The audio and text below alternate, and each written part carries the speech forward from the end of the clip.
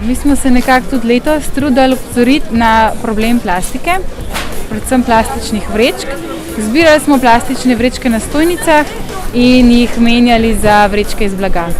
S tem smo tudi ljudem nekako povedali, naj te vrečke iz blaga oziroma tudi vrečke iz reciklirane plastike, ki so bolj obstojne, naj nekako uporabljajo večkrat, naj hodijo vedno z eno in isto vrečko v trgovino, ker mislimo, da lahko vsak posameznik naredi največ, če se sam odloči recimo za spremembe, za male spremembe, ki veliko pripomorejo potem k čistejši naravi. Namreč plastične vrečke so v naravi škodljive, zaradi tega, ker se plastika nikoli v naravi ne razkroji do konca, nastane nek mikroprah in potem mi to vdihujemo, živali te delce plastike pojejo. In največji problem pri teh plastičnih vrečkah je namreč prav to, da jih ljudje ne odlagajo pravilno, a ne. Namreč samo do 4% plastičnih vrečk se reciklira, ostalo pa potem ostane ali na odlagališčih, ali v naravi in dejansko je potem to problem. Tako da mi opozarjamo, da se čim manj uporablja teh vrečk, če se pa že uporabljajo, naj se pa potem oddajo v zabojnike za embalažo, ker samo tja sodijo. Ta teden sem bil cel teden bolj kot vsak jutr, zdaj pa smo postavljali drevo, predtem pa še se razsvišna zgodba s tem drevesom, da smo mogli prepeljati nekako. Najbolj mi je v bistvu to všeč, da je toliko veliko različnih umetnikov prišlo pa oblikovalcev, da so svoje stvari posrečili.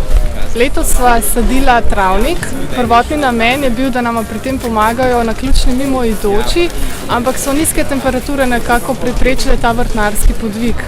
Na koncu sva cvetlice naredila iz plastenk v nadzorovanem okolju pod umetno svetlobo, ampak vseeno garantirava, da ne bodo ovenele vsaj nekaj let. Naredili smo pa tudi anketo, in sicer anketo o uporabi plastičnih vrečk v Sloveniji. V vzorec smo zajeli 1003 ljudi. Rezultati so bili pa predvsem taki, da so nakazovali na to, da sicer ljudje so osveščeni, vendar še vedno uporabljajo plastične vrečke. V večini reciklirajo, ampak še vedno pač hranijo doma približno v večini do 70 plastičnih vrečk ima vsak posameznik doma. Nekako midva že dlje časa zasledujeva in preučujeva ta fenomen backfoota, tako da zadnje raziskave kažejo, da je to kar zelo tako bitje, ki je mogoče naslednja stopnja v evoluciji od človeka. Verjetno je nastal tako po neki mutaciji z vrečkami, pa človeška koža, pa površina kvadratnih metrov shopping centrov na prebivalca v Sloveniji. In to skupaj se nekako združuje v to novo človeško vrsto. Večina ljudi, to nas je najbolj presenetilo, večina ljudi ne moti, da na blagajnah ne dobijo več plastične vrečke, kar pomeni, da je to za nas uspeh, kajti še lansko leto, ko smo imeli ta dogodek, so še vedno na blagajnah v naših trgovinah ponujali brezplačne plastične vrečke in potem nam je uspelo, da so to ukinili. Zdaj leto dni pozneje pa ljudi to v večini sploh ne moti več in imajo s seboj svojo košaro, svoj ceker, odnesejo stvari v rokah.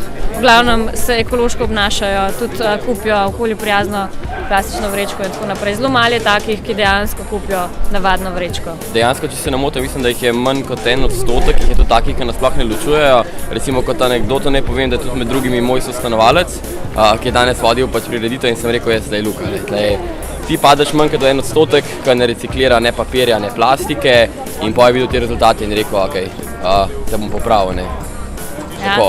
Potem je bilo pa tudi eno zanimivo vprašanje, še naslednje smo pa vprašali, če mislijo ljudje, da bi mogla vlada ukrepati glede porabe plastičnih vrečk in je tudi večina, mislim, da celo v nekaj čez 70 ali 180, nekaj v tem odstotkov ljudi odgovorili, da se strinjajo s tem, da bi mogla vlada ukrepati glede plastičnih vrečk.